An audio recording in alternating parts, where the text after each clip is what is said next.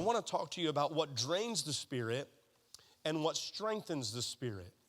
And before I get into that, I want to kind of define or do my very best to tell you what I mean by spirit. You don't have a spirit, you are a spirit. It is the source of who you are. It's the innermost part of your being.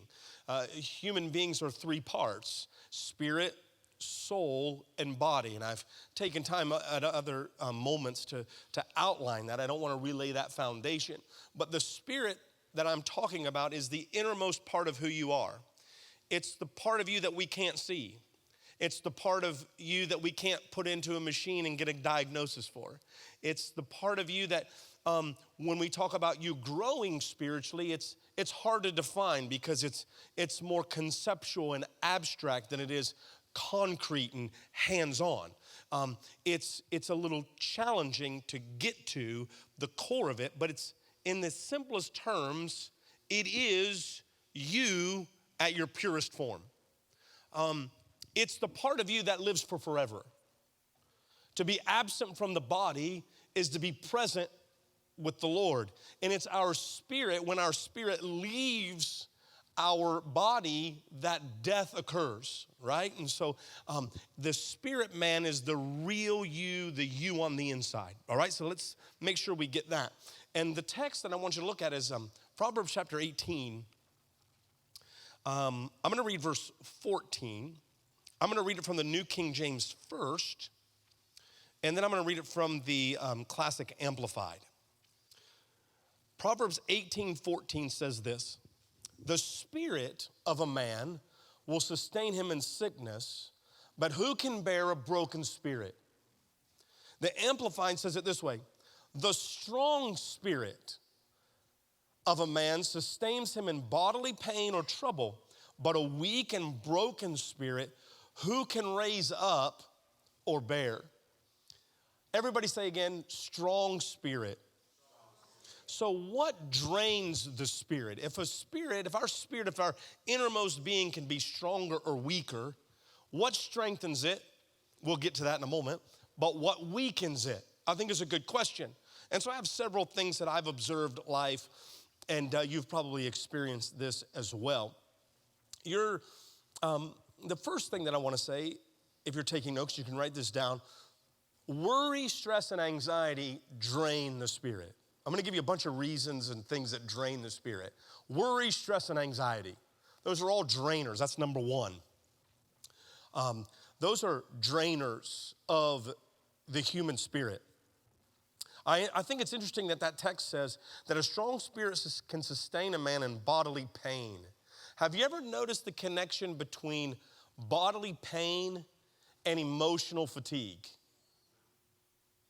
You ever noticed that? Have you ever noticed how you can be physically uncomfortable and it change your attitude? They're connected. I don't want you, when I say spirit, soul, and body, I don't want you to think of these things in three disconnected worlds. They're layers like a cake that all form who you are, and it's really difficult once you get down below the surface to separate them, but they're all intertwined. So when you're in physical pain, I've noticed this about myself, that when I'm in physical pain, I'm not at my best as it relates to my attitude. I'm a little grumpy. I've noticed this when I'm hungry. Have you noticed this about yourself when you're hungry? You haven't? Then your step today is to grow in self-awareness. When you're hungry, when you're uncomfortable, I guess I'm saying to you, it expresses itself or manifests itself in different ways. And the reverse is true as well. When you're weak internally, it has the same effect externally. When your attitude is sour, when you're having a bad day, when you're going through deep pain emotionally, it also can wear you out physically. So they're interconnected and related and reversible. Does that make sense to you? If that makes sense, say it makes sense. Yeah, it makes sense. So it's almost like God knows what he's doing when he creates us. I think he knows what he's doing. And he says this to us: a strong spirit will get you through. That's my words.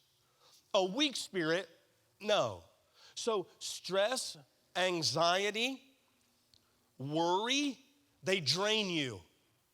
The weight of stress that is on humanity is heavy.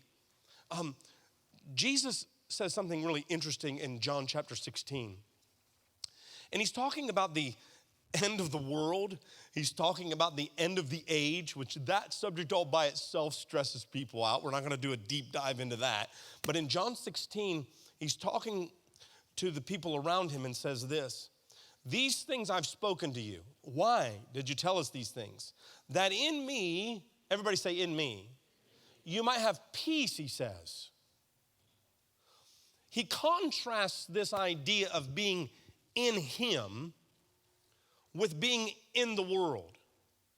You're in the world, but you're not of it. All of this language. He says this, in me, that you might have peace. In the world, you will have tribulations, but be of good cheer. What a weird thing to say. Because I've overcome the world. So he says, in me, there's peace. In the world, there's tribulation. Kind of a scary end of times, eschatology type language that he's using. So I want to break that down and show you today's modern relevance for it, like currently, before the end of the age. The word tribulation is really, really interesting. I'd never seen it quite like this, but there's a notation in my Bible, and here's what the word tribulation means in the Greek. It means pressure, oppression, stress, anguish, adversity, crushing, squashing, squeezing, distress. It has the meaning of manual compression. Think about a sponge full of water. What happens when you manually compress a sponge? Nobody uses sponges anymore, I can see. It leaks, right? If you squeeze it, whatever's in that sponge comes out and has a tendency to dry out the sponge, right? It's a manual compression. This is the word. It's stress. And whatever is in you is going to come out of you when the pressure's on. This is what he's saying. He's saying that the world around us has a tendency to squeeze, to weigh down. And what he's really describing is something very interesting. If you go on and read and see this word, it's very interesting because it has the connotation of there being competing agendas at the source of the stress. What do I mean by that? The kingdom of God has an agenda. The kingdom of darkness has an agenda, and they're competing. So when you boil all of life down to, we don't wrestle against flesh and blood. We wrestle against principalities and powers and rulers of darkness in this world, so on and so forth. All these words, but what's it boil down to? It boils down to, I think, a new angle for us on what drains us is when we experience deep and consistent competing agendas. Competing agendas for your time, competing agendas for your energy, competing agendas for your resources. We don't label it as spiritual because it's just our agenda against their agenda, but really at the core of it, it's competing agendas that are the difference between peace and stress. So how does it manifest itself in your house? Well, I don't know how it does in yours. I'm going to assume that yours is a lot like mine. That you have one idea and someone else in your home has a different one. You're going to leave me all alone right now, huh? I can see how this works.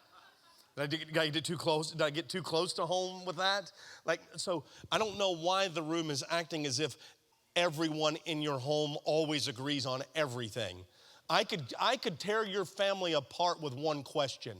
What's for lunch? Competing agendas that we see as a superficial layer, and it is, but what I want you to see is at the core of it is an anatomy of why stress arrives. Competing agendas that if you keep diving in, it really comes down to some very significant things. So stress has competing agenda. This drains us, right? So kids are great at being dividers of homes. It's like they're gifted for it. And I don't know if they ever outgrow it. I don't know if there's a certain age that they tip over to and it just stops being that way. Does anybody know? Does it ever stop? Does it stop? Not yet? No? So I see some of you with kids in the 30s and 40s and it seems like it's still going. So there's no hope. Just no hope. Kids are great at it. You know who I can tell is already even better at it? Grandchildren. They're like especially gifted at it. Competing agendas. I get less time now than Charlie does. My wife goes to greater lengths to see my granddaughter than she does me. And I can't blame her. Like, you know what I mean? There's no, like, I don't begrudge her for that. It's just the way it is. Competing agendas. And let's boil this down because this is what happens. I've seen so many parents who just give a brief parenting lesson on it. If you endeavor to make the argument about your will versus the child's will, you lose every time. You never win that battle. One simple reason that I can see is they have more energy than you. Another one I can see is they want it more than you. They're more persistent than you. You favor silence more than they do. And sometimes you're just giving because you want it to be quiet, right? And so your will against their will, that's the problem. Why would I say that? Pastor Josh, what do you mean that's the problem? It is not your will against their will. It is them understanding what God's will is and yielding to that and you helping to facilitate that conversation in their life. At whatever age they're able to understand it, to get Bible language into the home, to stop the competing agendas, right? And so that's worry, stress, anxiety. Those are drainers of our spirit. In Jesus we have peace, in the world we have tribulation, competing agendas. So number two, I think they build on each other.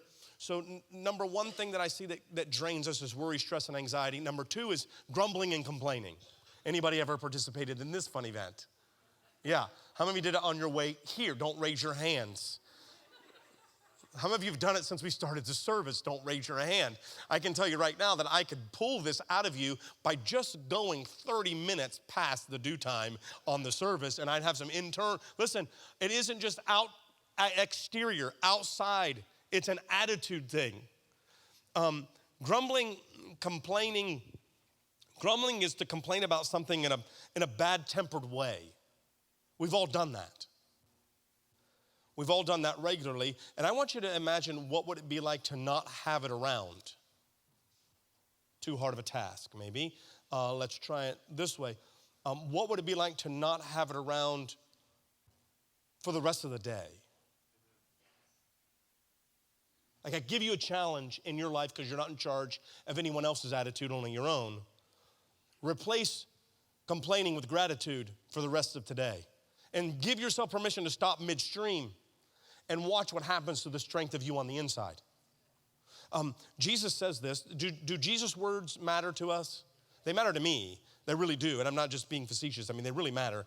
And in John chapter 6, verse 43, Jesus says this to them, do not murmur among yourselves. John chapter 6, verse 43. The margin says, stop grumbling. It's pretty straightforward. This idea of the Bible is really deep and complex and can't be understood. Stop complaining is a pretty straightforward commandment, don't you think? It's a pretty straightforward admonishment. Can I just say this to you? That no one in this room or watching online has arrived at the spirituality that they are above this responsibility to remove grumbling and complaining from their life. Like we all have that to work through. What would it look like if for the rest of the day you kind of put a guard on your mouth and you start to complain, and instead you replace it with praise or thanksgiving or gratitude? What would it look like? Now, someone says, well, that's just pie in the sky, and what about handling problems? Well, that's totally different. The definition says to complain about something with a bad-tempered way about you. Can I make it real plain? How can I make it real plain? Real plain. You can identify problems without having an attitude that sucks. Right? Like you can do that. I can do that. We can do that. It's the part about the interior of our condition, our attitude, our heart. Well, look at this verse with me in Psalm chapter 55. You got time?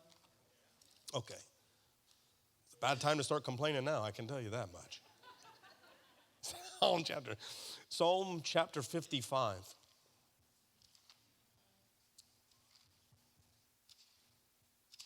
We all trip up on this. We've all failed. We've all fallen short. No worries. No one is exempt in the room. We've all grumbled and complained. We've done it today, maybe. We might do it later. But listen, we don't have to just roll over and accept it. Right? I'm going to tell you why in just a second, if I remember. Somebody remind me. You don't know what I'm going to say, so how are you going to remind me? Try. It'll work. Psalm chapter 55, verse 21. Watch this. So descriptive. The words of his mouth were smoother than butter, but war was in his heart. I don't have to read any more for you to understand that words and energy don't necessarily always match. You can have certain right words coming out of your mouth, but Jesus says this, out of the abundance of the heart, the mouth speaks. Whatever's on the inside comes up out. That's where the attitude comes from. Why am I talking about this? Because I want you to have a better attitude? Yeah, kind of, sort of, but also because it's a drain on you. It's also a drain on you to be around people who don't get this right in their life. And that their attitude can drag you down, which is the next one, which is being in negative environments. It's a drain. The third one is negative environments. Growth is dependent on environments. How we grow spiritually, us staying full spiritually, matters on the environment we're in.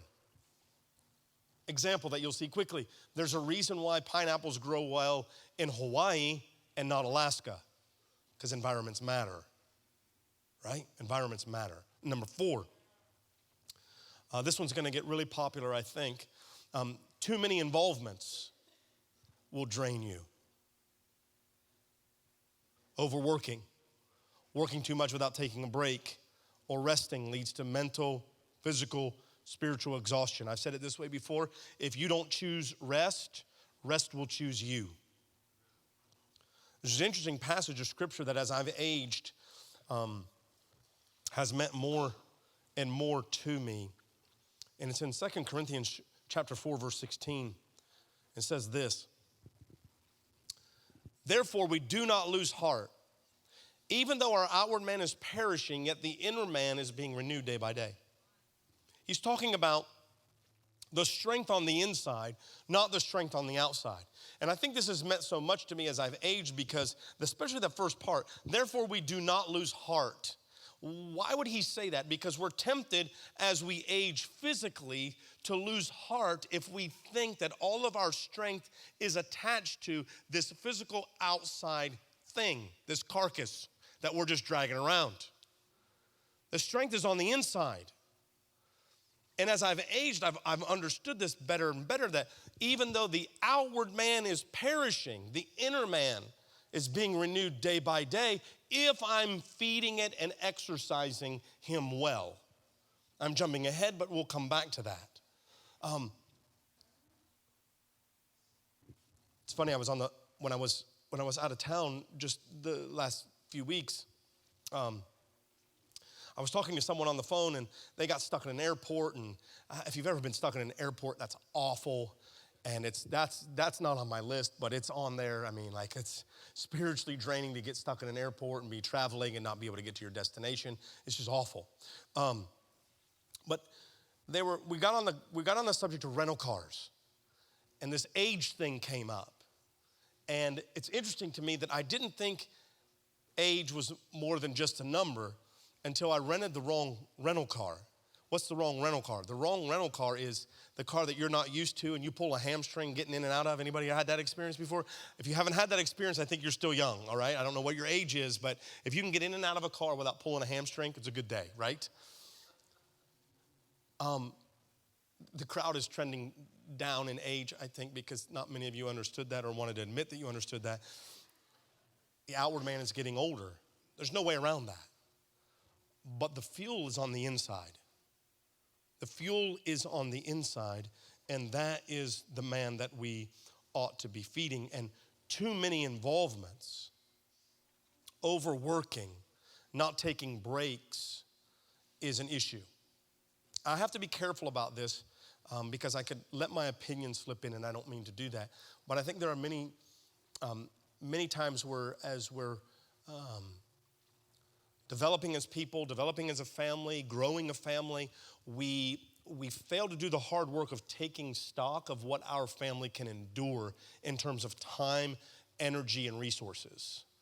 And we overload ourselves. And almost always, it's interesting that life is understood maybe better backwards than it is forwards. So it takes someone to have already been there to kind of unveil it. And what I mean by that is, quite simply, I think some young families should have the courage, and it is courage, to unsubscribe from some involvements.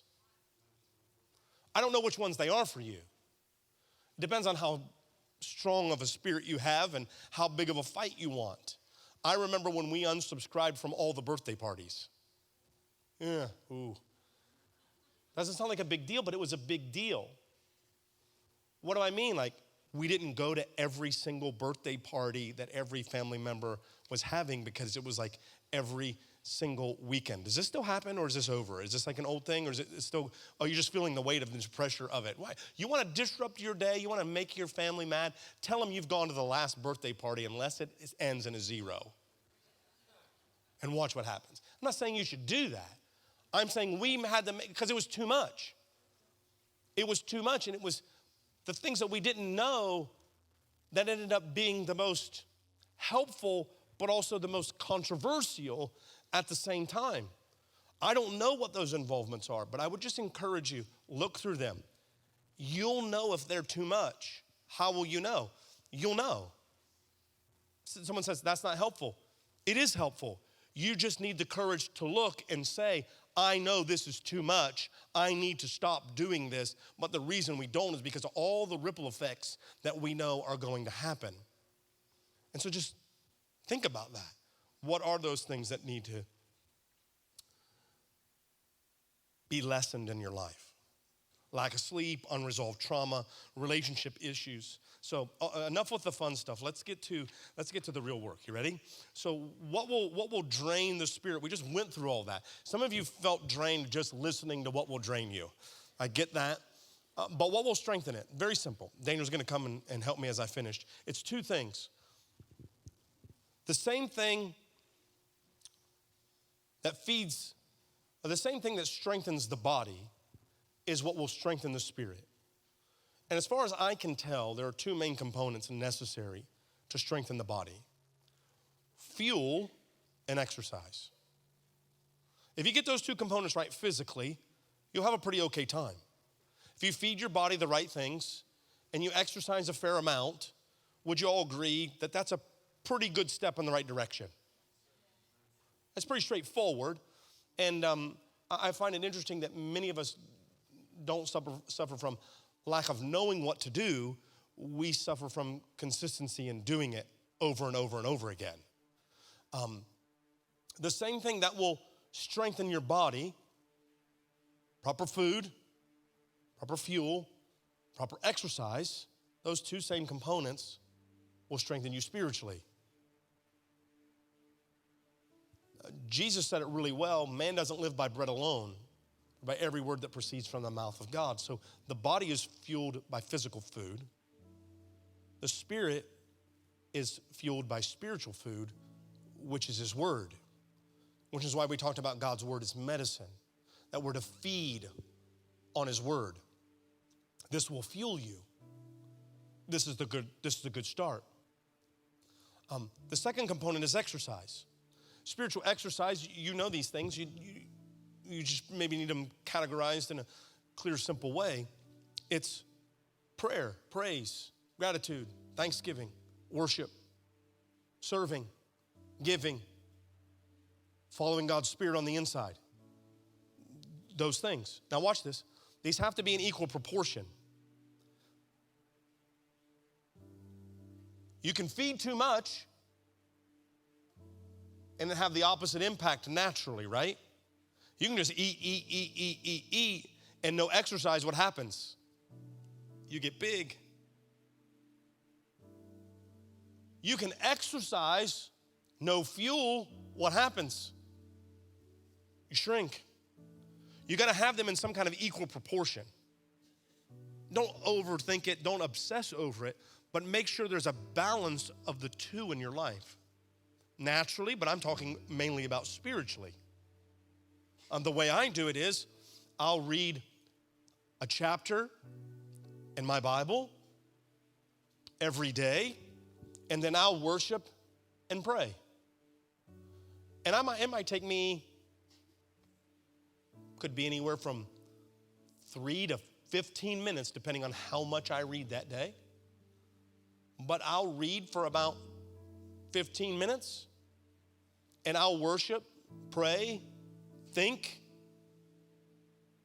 for 30. I kind of double up on the exercise part because I like to work off more than I take in. That's the right ratio, right? You're supposed to kind of be in a calorie deficit if you're trying to get in real good shape. And I would say for many of us, we've heard a lot of this and we've exercised not as much. I would say the same is true this way. We probably eat more than we exercise. Because here's what happens if they're not in equal proportion. You'll come into a room like this, and I'll ask you or talk to you about serving or giving, and you're not nourished up, and you'll choke on it. You'll get annoyed because there's no spiritual energy attached to it.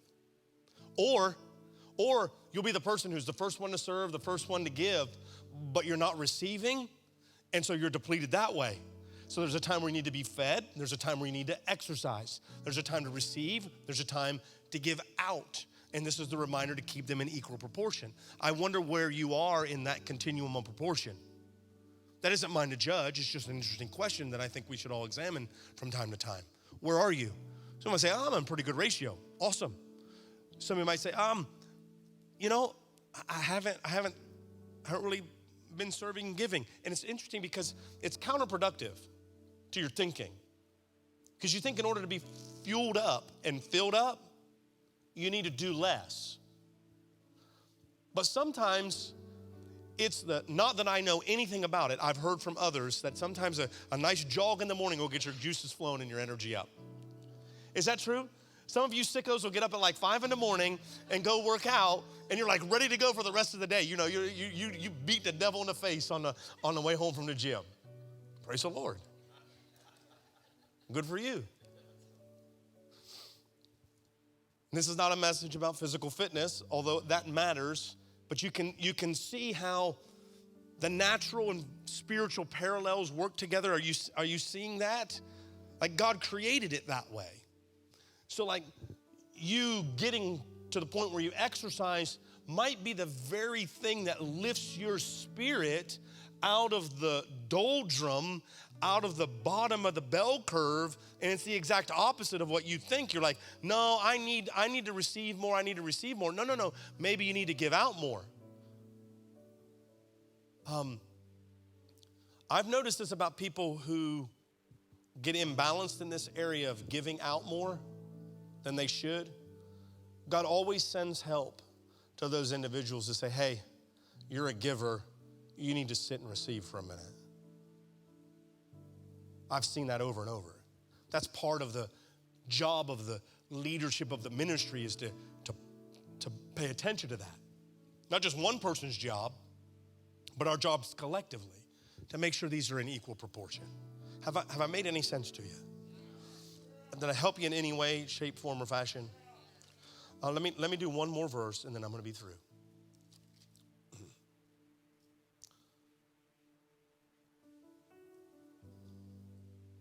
I'm going to go to Ephesians. Ephesians, I think it's chapter 4.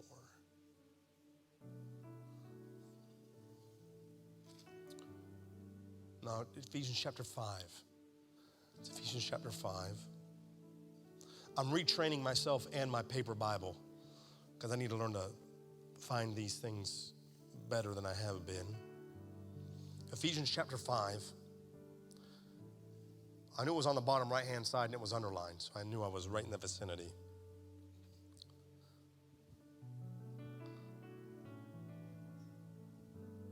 Ephesians chapter 5, this is a very interesting text that I think will wrap up today just well. It'll serve us well to hear this. And do not be drunk, he says, with wine, which is excess, but be filled, everybody say filled. But be filled with what? The Spirit. How do we do that? Speaking to one another in psalms and hymns and spiritual songs, singing and making melody in your heart to the Lord, giving thanks always for all things to God the Father in the name of our Lord Jesus Christ, submitting to one another in the fear of the Lord. He equates, it's a very interesting metaphor and analogy.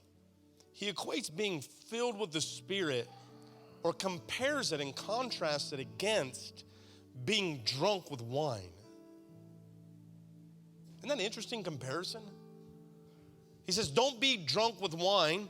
Here again, the natural and spiritual connection. Watch this.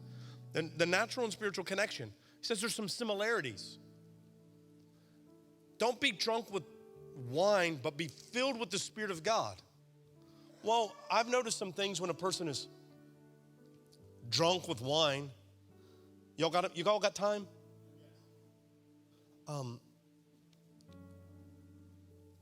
I've told you this before, but when I waited tables, I hated waiting tables when I was a server 25 plus years ago. I hated waiting tables on Sundays. I hated it. Why? Because y'all.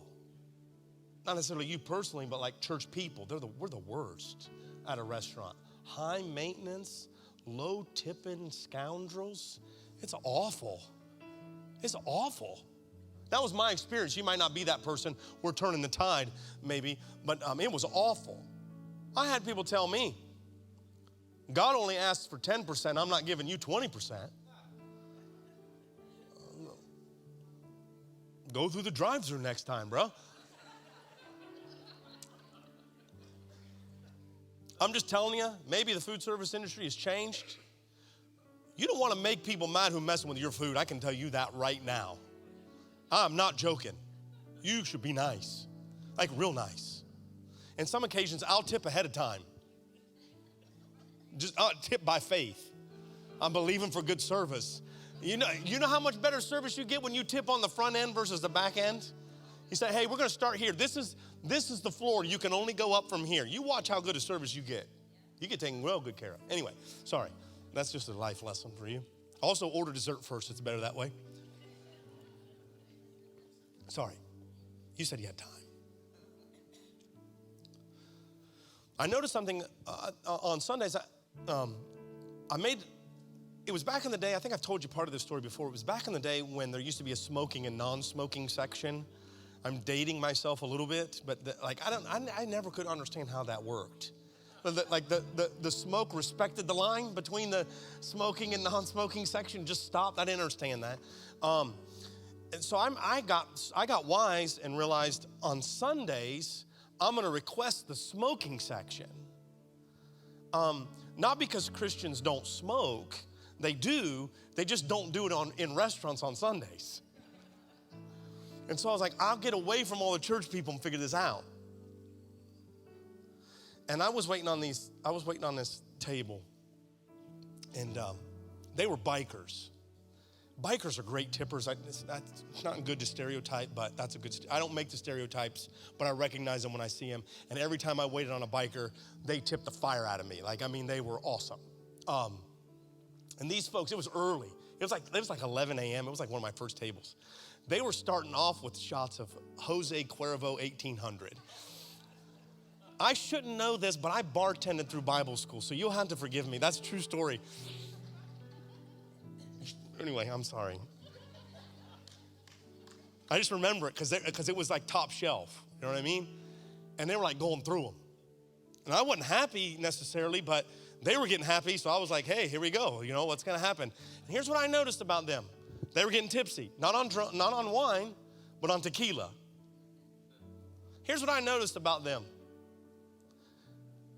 The more intoxicated and filled with tequila they got, the more generous they were. And I wondered to myself if there wasn't something that maybe we could learn from that as believers. If they're getting tipsy on tequila, and we've got the Spirit of God, and Paul's making this distinction, don't be drunk with wine in excess, but be filled with the Spirit. Maybe some of the same characteristics attached to that and even greater are attached to the Spirit of God. And we don't have to be drained. We can be, what's he say? Be filled with the Spirit. How do we do it? He just said the things I told you to do. Praise, worship, prayer, fill that tank up. Fill that tank up. Have you ever felt like God doesn't hear you? That your voice hits the ceiling, like the heavens are closed? I've felt that way too. Hello, my name's Josh Pennington, and I would love to share with you how I navigated the dry seasons of life in my brand new book called When the Heavens Seem Closed. You can get this book anywhere that books are sold, online or at morelifechurch.com. I would love for you to plan a visit to worship with us any Sunday morning at 9 a.m. or 11 a.m. at More Life Church.